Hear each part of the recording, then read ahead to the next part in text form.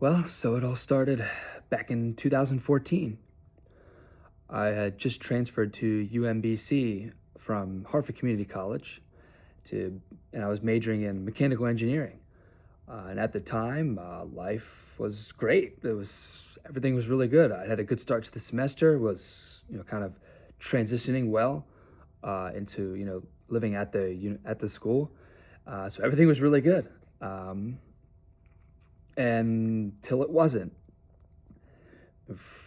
It kind of just happened pretty much just like that. No, there was no warning signs that something was coming, no traumatic event that happened that led to it. It just kind of happened over the course of a couple weeks. From about mid to late February through early March, life went from really good to totally unbearable.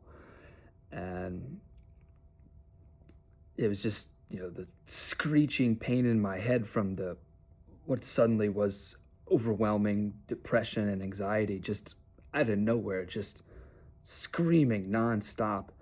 It was excruciating. And not only that, my cognitive functions began to fail. And that one was a little more slow and steady, a bit of a burst at first of memory, short-term memory, focus, being able to think and analyze. All those functions just kind of fell off a bit, and then kind of slowly got worse and worse over time. But yeah, it was. Yeah, I don't know. I'm gonna do my best to describe it, but I know the words aren't gonna really describe how bad it was. It's yeah. I mean, it became every second of every day was just that endless pain, just nonstop all the time. Um, and yeah, so it just happened out of nowhere. I had no idea why this is happening. Um, but I did my best. I mean, I did make it through that semester, even got decent grades. Um, I probably didn't give myself enough credit for that. Now that I've learned a lot more about what was going on there. But yeah, it didn't really take too long after that, maybe another month or so of that being my daily life, uh, before it got to the point where I just wanted it to stop. And I, there were times I very much considered taking my own life, and I came very close on several occasions to going through with it, but I never did. It wasn't even that I didn't want to live. It just became so excruciatingly painful all the time, and I just wanted it to stop. I just couldn't take it. I mean, I mean, it got to the point where my own reality was so painful that the only way to get through each day was to just keep myself distracted from it as much as humanly possible. And I mostly did that through sports, video games, movies, TV shows, just any ways where I could forget I existed and you know live in or focus on a different world. Um, just anything that wasn't this world and being me was I had to keep my mind off of it all completely. And and that could, if I was successful in that, I would at least keep the absolute worst of it away. It was still awful, but keeping the absolute worst of it away would at least, I could get through the day without considering, taking my own life. And I did even try, well, no, I did try alcohol once, but even getting drunk didn't actually really relieve the pain a whole lot. But I didn't really want to go down the drugs alcohol road because that would just create more problems, and I was already dealing with enough. So I did stay away from that. But yeah, it was hell. That's the best way I can describe it. It was just endless, just nonstop. There were no breaks.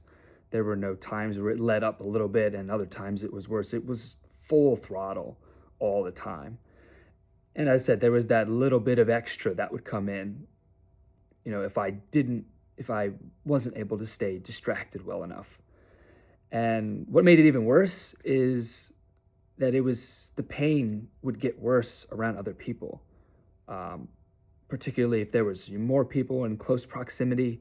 Uh, it didn't matter who it was. So it would happen with all the people I cared about most in the world, all my closest friends, all my family, my parents, my brother, everyone. It just that it just that made it harder. That made the pain worse. And I don't think I really like processed how much that part sucked. That you can't even go to your friends and the people you love most in the world for any comfort or joy of any kind, because it being around them just makes it worse. Instead, I became scared to be around them. It was frightening. I didn't want to be around them. I mean, they didn't do anything wrong, obviously, but just I just it was I may have not survived the day if the pain got any worse. So I just, not only did I have to dissociate from my own reality, I had to isolate as well. And that was really the only, you know, realistic way to get through things, was to dissociate and isolate as much as possible. And if I didn't have access to those usual distractions, I would use music. And I constructed a world inside my own head, um, where I could go and live somewhere else. And over time it became pretty expansive. I mean, it just went on for a while. So I mean, there was characters, lore, everything. It was not quite as like Marvel size, but it was, after a while it did get pretty massive. And that's where I would go if I, didn't have those normal distractions. I would go live there. And it, like I said, I got through the semester, got to the summer, and there was really no end in sight for this. And so I really only made one rule for myself, in that I wouldn't take my pain out on anyone else. Um, I was suffering terribly, but I didn't want that to lead to other people to suffering. So I wasn't going to snap at anyone or yell at anyone or give anyone grief just because I was in pain. This would be my pain and mine alone. I didn't even set the rule that I wouldn't give up at some point. That was the run rule, is no matter what, I'm not going to take this out on anybody else. And I guess I didn't really have the mental capacity to think about this at the time, but I certainly wasn't the only one suffering. I mean, imagine what it would be like, for my parents to, see their child just in pure agony and misery, and they can't do anything. They can't ease my pain. They can't comfort me. There's nothing they could do to help ease the pain at all. And so they're just stuck. They're probably feeling helpless watching me suffer. Um, and I imagine so. I certainly wasn't the only one, suffering. Um, so yeah, it was really bad. It was really, really, really bad. Um, it and as if that all wasn't bad enough, I also couldn't sleep. It was so hard I felt so exhausted all the time. And yet I couldn't sleep at all. I mean, it took about 4 to 6 hours every single night to fall asleep. And, and, but even on top of not, physically having, struggling to sleep, it was, I couldn't, it was hard to even find a reason to even try, eventually, because I knew all that waited me the next day was just another day of this endless torture. Is like, so what's the point? Why even try to sleep?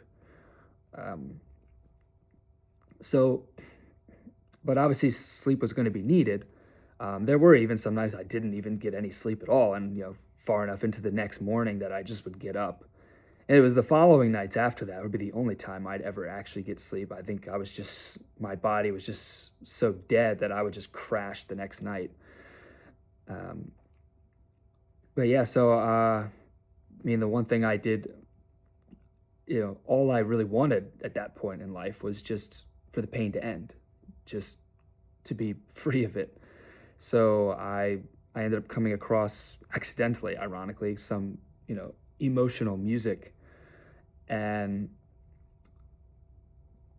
when listening to that music, I started to just imagine what it would be like to wake up the next day and the pain would just be gone and I would be free and I could live a whole day without it. And I started, using that music. I really started to just live that live that in my head, live that fantasy as hard as I possibly could to bring it to life in my head as much as I possibly could. It was, you know, it gave me what I could describe as false hope. Um, I sometimes would, do it powerfully enough. I could even, generate tears of joy just imagining what it would be like to get to live through a whole day. And then having done that, I would just, at the end of finally living a full day free, I could just cry of relief and joy of that it was, finally over. And so I used that and to give myself the false hope and the motivation to even try to fall asleep at night. But I never really actually believed that would happen. It was, that I wasn't an idiot, but why would I just randomly wake up one day and it was gone? That's not really how things work, unfortunately. So I started calling it my impossible dream because that's what it was. It was my one dream now, and it was impossible. But it did give me the motivation, even if it was just pure delusion that I could wake up and, one of these days it would just be gone. So I guess it did what it was supposed to do, which is give me a reason to try to even fall asleep. And so I made it through the summer, and, I didn't know what else to do, so I went back to UMBC that semester. I I mean, I think I knew that that wasn't going to last. I mean, my cognitive functions had continued to deteriorate to the point where, I mean, I couldn't even I could hardly read a page in a textbook. Uh, and if I could actually get through the page, and I couldn't remember what I had just read. And then on top of that, I have something that are called motor tics, which is the physical movements, that are associated with Tourette syndrome. And that's what the movements are called. They're called motor tics, those involuntary movements. I've had them since I was a little kid. But when this stuff started happening, they got out of control and at times even physically painful, whether it be my jaw or neck or eyes, they were really, really bad. I mean, I would say most people don't even know I have them now because they're so minor. You might see some in this video. But yeah, when this stuff was bad, they were really, really bad. And obviously it's hard to read a textbook when your head or eyes are jerking to the side every 5 seconds. And so it quickly became clear that school was not going to happen, that it was not possible for me anymore. So I had to drop out. And so, yeah, I guess you could probably call that rock bottom. It was bad. I know you see me almost laughing about it here. I guess it's just looking back on how I can see how awful it was. It's just, I don't know how else to react. But certainly no laughing was going on back then. Um, yeah, I mean, you'd have to call that rock bottom. I physically still had things. I mean, I had a place to live. I had people who cared about me. So, I was physically going to be able to survive, but emotionally, I mean, I had nothing left. I couldn't be around my family. I practically hid from them and stayed away from family and friends as much as possible just to ease as much of the pain as I could. I mean, I didn't even really think about that much at the time at how much that sucks that, all the people I loved basically had been turned against me. I mean, all it did was bring out more pain and anxiety, and I was afraid of them to, not because of them, but just of the pain that came with it. And now the one thing I had, I was never someone that was full of a lot of self-worth and confidence, but I did believe in my abilities, um, just not in the one wielding them, me. But now my abilities had been ripped apart, and now I couldn't even do school anymore. So my future had just been destroyed. And so, yeah, it was, yeah, it was rough times, rough time to be me.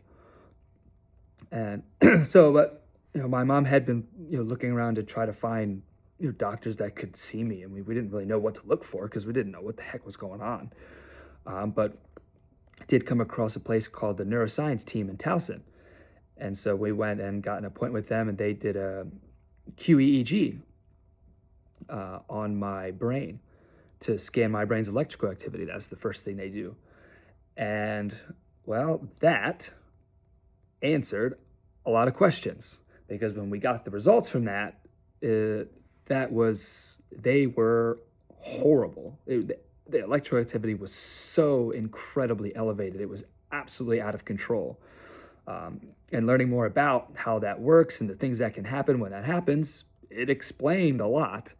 Now I found out my group of symptoms was pretty unique, and unique enough, certainly, that there was not really any like condition or syndrome to specifically diagnose me with. So it's not like there's nothing I can't sit here and say, oh, I had this condition or that syndrome, because there isn't really a name for it. Um, it was just this group of symptoms, but luckily they could treat it. That's one thing that, they knew how to fix the electroactivity, because that's what was causing it. So at least there was, a chance that, this could be fixed. And so, yeah, I mean, my treatment, consisted of a lot of medication. Eventually, I mean, slowly, titrated up on it, but eventually the most medication I was on was a little over 4,200 milligrams per day. And it was about 9 pills, some in the morning, some in the afternoon, one at night. And so, yeah, some pretty heavy medication there. And they also did what's called neurofeedback therapy, where they, strap the cap with all the electrodes on it on my head, hook it up to a computer, which is monitoring the electroactivity, and hook that up to a TV, which would be, me sitting in a chair watching a movie. And basically, what would happen is, while I'm watching the movie, they would set a desired level for the electrical activity. And so, it's never, constant. It's always waving up and down, at like around a certain level. So they kind of set it like a little bit below. And once you go at or below that level, the screen is clear and easy to see. Once it's above that level, then it becomes dark. The screen becomes darker and hard to see. And naturally, your mind wants to be able to see it more clearly. So it learns that if it keeps that down, you'll be able to see it easier. And then you just slowly do that over time. And that's how you can help bring it down to a normal level. Now, mine was actually bad enough at the time. My electrical activity was high enough that we couldn't actually begin the neurofeedback part. I had to just do medication first for a little bit, because it was apparently so out of control. I can say for my stat people out there who know what a standard deviation is, that's what the measurements were given in. A lot of the electrical activity was most of my brain was at least 3 standard deviations above normal. Some was even over 4 standard deviations above normal. So, like I said, for those of you who know what that means, it's very, very high, very, very high. So this was not going to be a quick fix. And yeah, so, I still remember the first day I took the first pill, was December 22nd, 2014. It was, it's a day that I've come to recognize every year. It's kind of my own personal holiday. I call it Perseverance Day. It just was a meaningful day, because after just all I did for 10 months was just suffer endlessly with no end in sight. And, taking that first pill was like, finally I'm, fighting back in some way. Just, something was happening that could maybe make this pain stop. So yeah, it just became a day that I would, each year I take the time to recognize my own perseverance on, overcoming whatever challenges and struggles I had in the past year. Which I think is a cool thing to recognize, that I think we should all take the time to recognize in ourselves and in our own lives. Um, so yeah, but so I began the neurofeedback began in January, and that was three times a week. Was so that's basically what my life was going to those appointments 3 times a week, and then just surviving the rest of the time. I mean, there was nothing else to do. I certainly wasn't in any condition to do anything other than that. I mean, there was no chance of holding down a job of any kind, or certainly couldn't do school, couldn't really do anything but just try to survive and hope this works.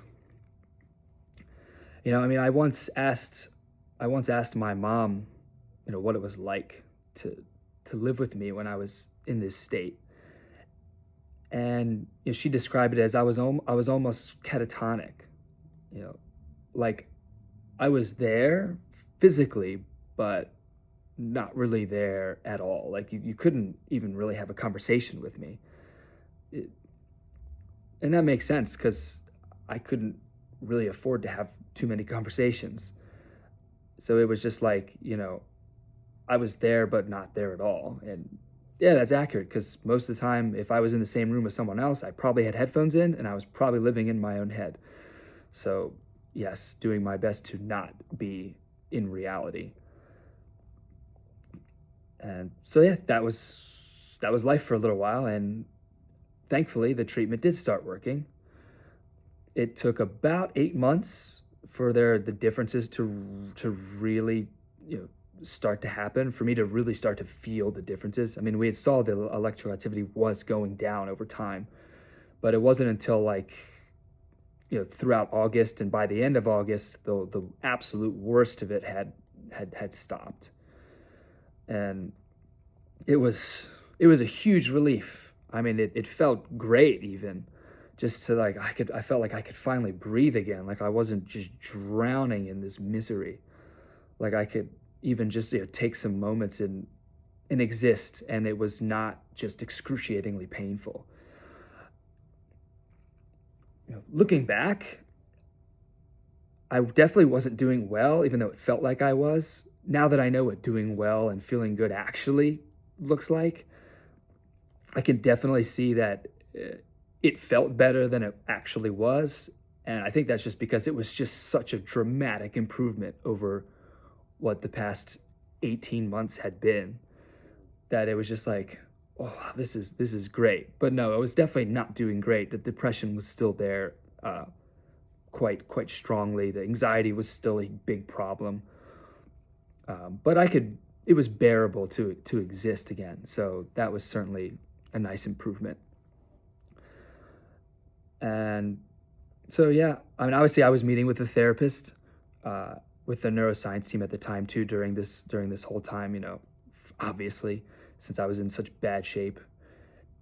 And but yeah, so now that the worst had passed, my brain, I regained some of my cognitive abilities, but a lot of that also had to be retrained. I mean, with all that destruction that had just gone on in my head, just like you tear a muscle or something, you don't just when it's when it's ready to use, you have to retrain it and rehab it to get it back to full strength. That's essentially what I had to do with my own mind. So I played these brain games. I believe it was an app called Lumosity. Basically retrain memory, focus, thinking, all those mental skills I had to rebuild back up again.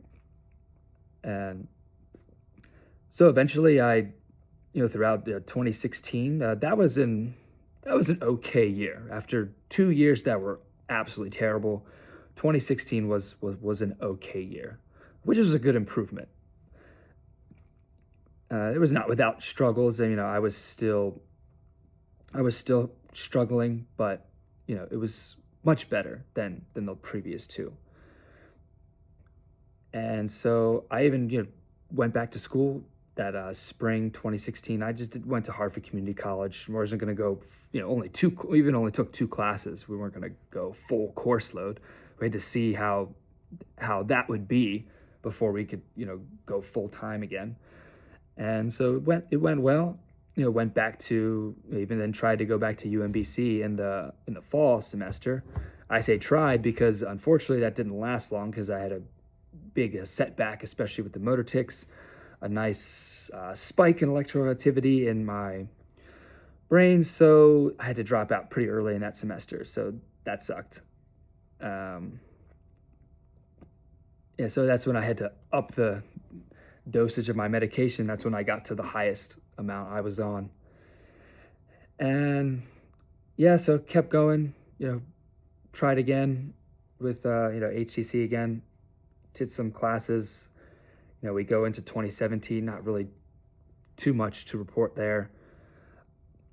I guess the one thing that I had seen is, it was starting to become less of a neurological struggle and much more of a psychological struggle. And I was still running from it. I was not, in some ways I was, because, not only did I have to retrain my, the actual cognitive skills, I, I did have to learn to be around people again. I mean, I had lived in fear of it for a while there, and it was still scary. I had to, like, I didn't go, it was a long time before I went anywhere without my headphones, because I knew if I always had my headphones, then I'd always have access to that world in my head if I needed it. But I had to learn to even be around my own family again, even, being around my own friends again. It was hard, just to, learning to exist around other people, because it was scary, because I knew what used to happen if I was around them. I mean, I even, I realized, quickly found out my social skills were basically gone. I mean, I didn't even know how to have a conversation with my own parents again, who I'd known my whole life, and two of my best friends, always people that were easy to talk to. I was never a super social butterfly, but the people that I could talk to easily, I kind of had to relearn how to do that. Just, it was weird feeling like I had no conversational instincts anymore. Like, that just, it wasn't there. So I was kind of just had to learn from scratch, which is a strange thing to have to do as I was just 22 at the time, to then have to learn how to have conversations with other people again. But that's just where I was, so that's what I did. And so we go on to, as I was back at HCC. It was, we're getting towards late 2017, and had another big setback. This one was of the psychological variety. Huge wave of depression, anxiety, and it's just completely overwhelmed me. And it was, yeah, it was pretty bad. It was bad. I couldn't make it through that semester. And I was starting to get to this point. I had been just distracting myself from the rest of the pain that was there so much. It I could tell that the distractions were starting not to work as well anymore. Maybe I was just getting tired of part of me was getting tired of living like that, just, staying distracted most of the time. Or I was just wearing out from holding off the pain. Don't know for sure. But either way, it was, yeah, they weren't working so well anymore. And so I needed something new to kind of boost them up a bit, because I was getting really close to getting really overwhelmed. And so one thing I had been interested in was martial arts. And so I decided, well, maybe I could try this. I knew that was good for this kind of thing as well. So it could help me with those distractions and, provide some other benefits.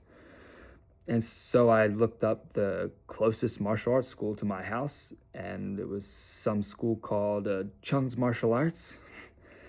And so, obviously, for those of you who know me well, can probably surmise that's some positive foreshadowing there. And so, yeah, I went in and I liked it. I thought it would do exactly what I wanted it to do. It's also physical exercise. So, yeah, that's how I started Taekwondo, was to help fuel my distractions. And it did work. It did help. For a bit, after a few months, though, it was, after a little boost, I kind of slowly fell back down to where I was and kind of just totally bottomed out. And I didn't think I was going to be able to hold off taking my own life this time. So I put myself in the hospital. And because it was just excruciatingly painful again. Maybe not quite as bad as before, but certainly close enough that it was put me in a spot like that.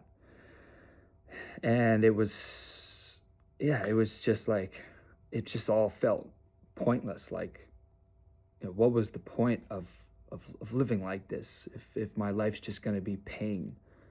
And I mean, it just seemed like a pointless endeavor. Like 4 years later, and I'm almost nowhere, I'm almost not even better off than I was 4 years ago. Obviously, I was, but not by psychologically, not so much. And that, it was, in the hospital, when I had a decision to make. This is, where I was at. I was deciding if I was going to continue living. You know, was I going to keep fighting, or was I just going to call it and say, I've done my best, but I can't do this anymore now. But if I was going to do that, I felt I owed it to myself to make sure that I exhausted every possible option first. And I had one option left, because in these recent months after I had dropped out, and in this early 2018, I had started seeing an anxiety specialist, since my therapist at the neuroscience team was great, but anxiety was not her specialty. And so now I was going to meet with this specialist as well, so hopefully she could help me with that. And she had taught me a lot. It was really eye-opening. I learned so much about what anxiety really is, how it really works, how you can impact it and create change within it. It made a lot of sense to me. The science behind it was really sound, and it resonated with me on how it worked. Like, I really understood it and believed in it. The only problem was that doing this, would require me to stand up to anxiety and stand up to this constant abuse in my head. And that was something I had never done. I was always terrified of it. I mean, even before this stuff, with my brain going crazy, and I never really stood up to it. Whenever I was very good at avoiding it and hiding from it. And that's really all I'd done for most of my life. As I had started to, take it in and sit with things, and, I started to piece together a bit more of where it originated from, and why I had always been so afraid to stand up to it. And it really goes back to when I was 12 in sixth grade. With my motor tics, they were a bit worse then than they are now. And there was one day, last class of the day, probably near the end of the class, I don't remember exactly, but some of the motor tics were happening, and a couple girls noticed, and they decided to mimic every motion that I made and laugh about it. And they just continued to do that. And as obviously, it was humiliating. And it was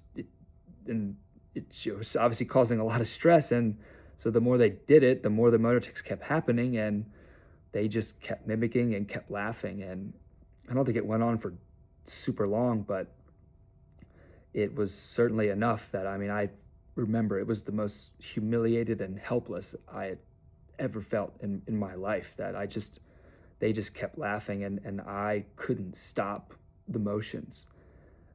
And yeah, I mean, I went home from school just in tears, crying. And, from that moment on, it was, yeah, that was definitely a turning point in a bad way.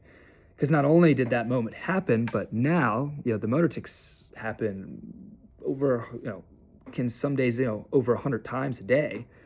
And now every single time a motor tic happened, I was reminded of that humiliation and how it felt.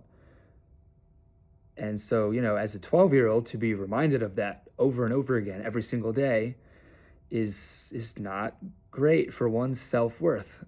And so that's where my, lack of self-worth originated from. Because, all I now from that point on, I just didn't want to be laughed at like that again because I just didn't want to feel that way.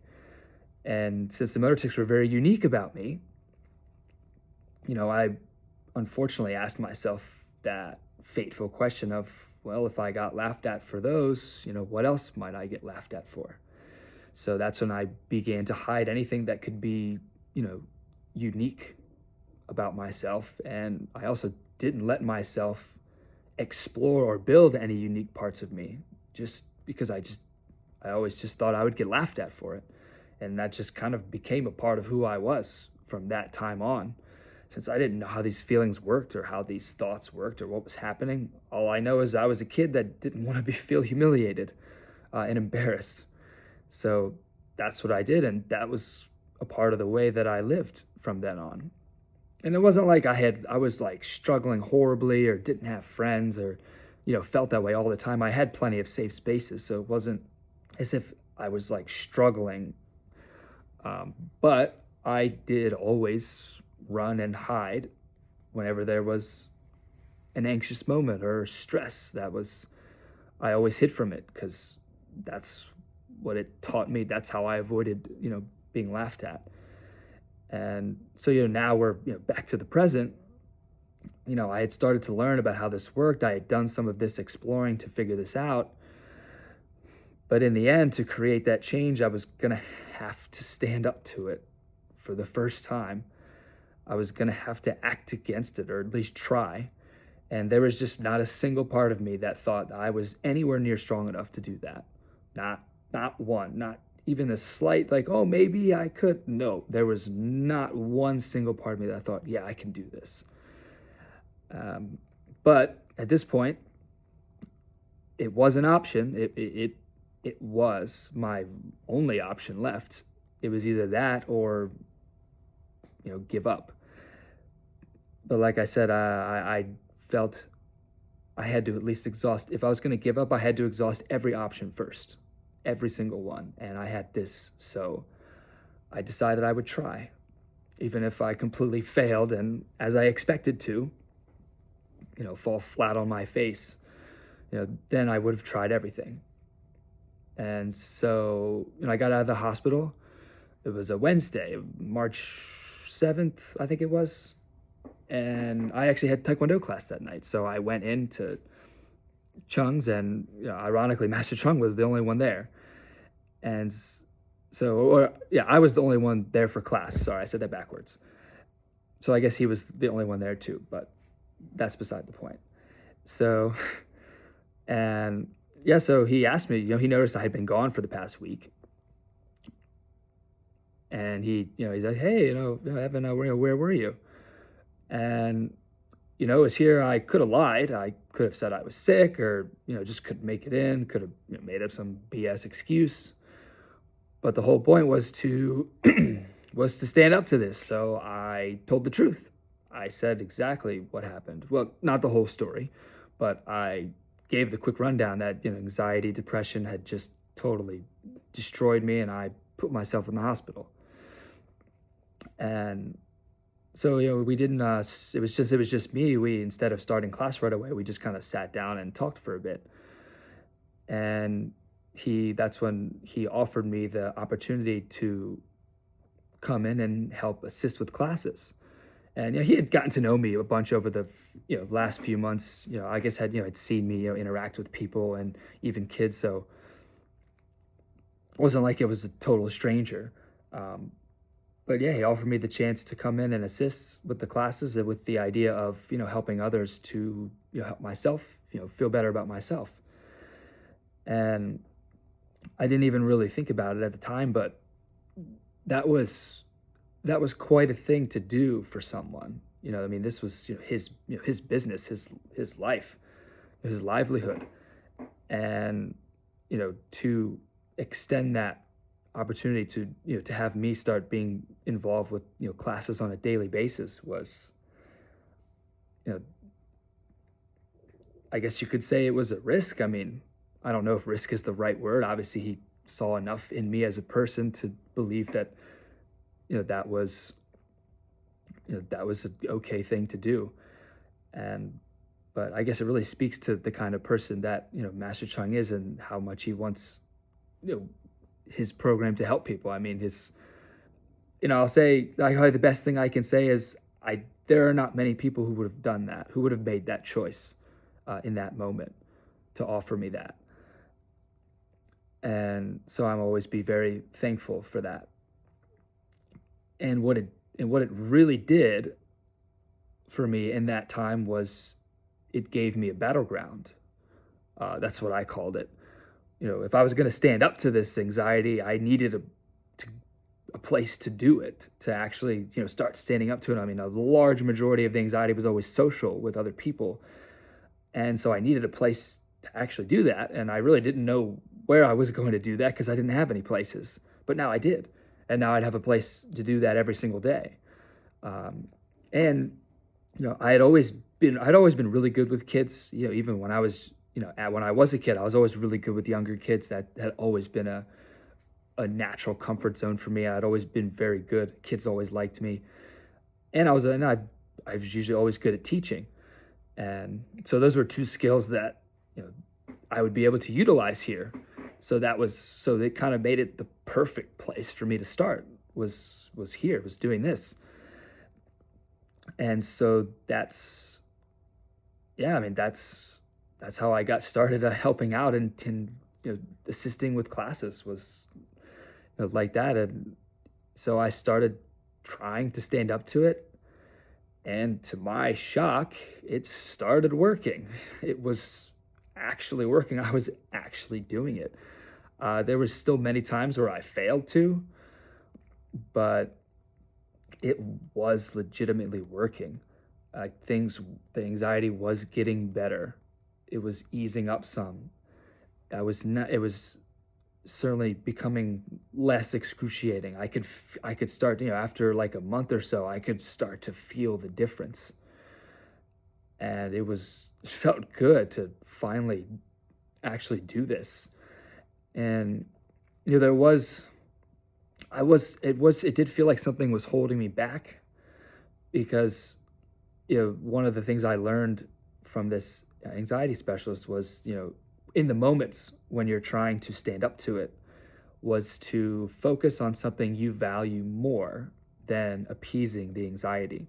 Rather than just focusing on trying to go against the anxiety, focus on accomplishing something positive instead. And so the value that I chose to try to follow was, having a positive impact on others. That was something that mattered to me. But the problem was I didn't know how to do that.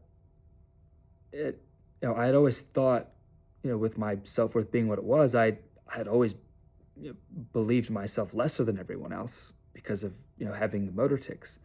So I always thought having, to have a positive impact on anyone, I had to be perfect. And I knew that wasn't possible. So it was like I truly believed like I just couldn't possibly impact the lives of others. There was just no way for me to do that. And it sounds kind of nuts when you just kind of say it out loud like that. It's like, what? Like that's crazy. But that's really where I was. Like that was ingrained in me. That was just how the world was. That's just how I was. I mean, and so it just took, so that was what was stopping me because I didn't know how to do that in those, moments where it was strong. And a lot of times I would then fail to go through, fail to stand up to it because of that. But I eventually I had a few moments that stood out to me. I mean, I was still looking for clues on it. It seemed like I was impacting people positive. People kind of liked having me around, but I really couldn't piece together why. And again, like the more you just say it out loud, it's just like it's so obvious. But like when it's that ingrained in your head that you just even the most obvious truth like that, you just can't see it, even though it's right there in front of you. So, but I kept searching for clues and evidence and okay, how was I having a positive impact on these people? What was I doing here that seemed to work or like, and so I just kept at that, and eventually I came across a couple experiences. There was one student, her mom was late picking her up from class, and then it was an advanced level class. I wasn't even at that belt yet. So I just kind of sat with her and chatted while we waited for her mom to, come pick her up. And she told me that, I was her favorite. I was her favorite instructor. Uh, there, like she enjoyed working with me the most. That was just, my enthusiasm and the way I taught it made it fun. And so that I was her favorite one to work with. Even at the time, it just like, I was like lower ranked and I wasn't Master Chung or there's another instructor there at the time. And I thought it was so strange that I would be her favorite out of, the other choices. And, and then there was another experience when the summer camp started.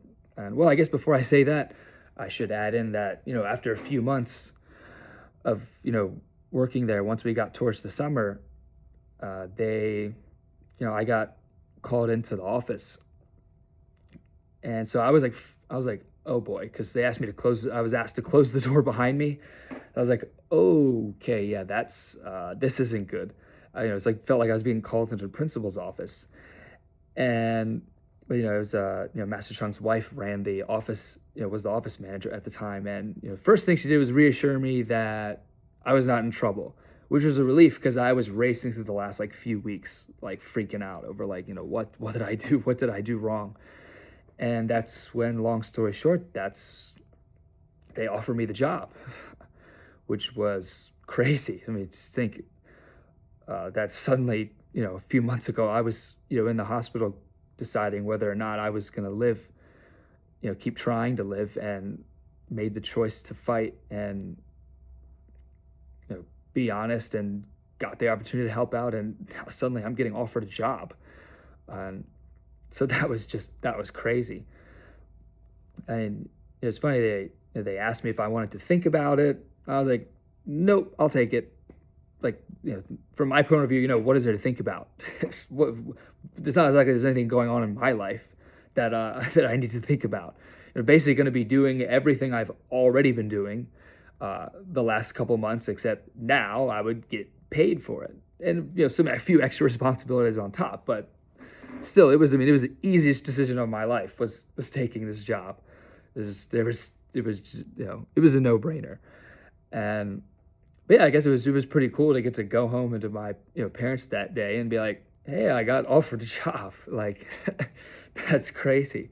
I'm sure that felt really good for them to get to see that after what life had been for several years now, to get now offered a job when it seemed hopeless, just a few months prior.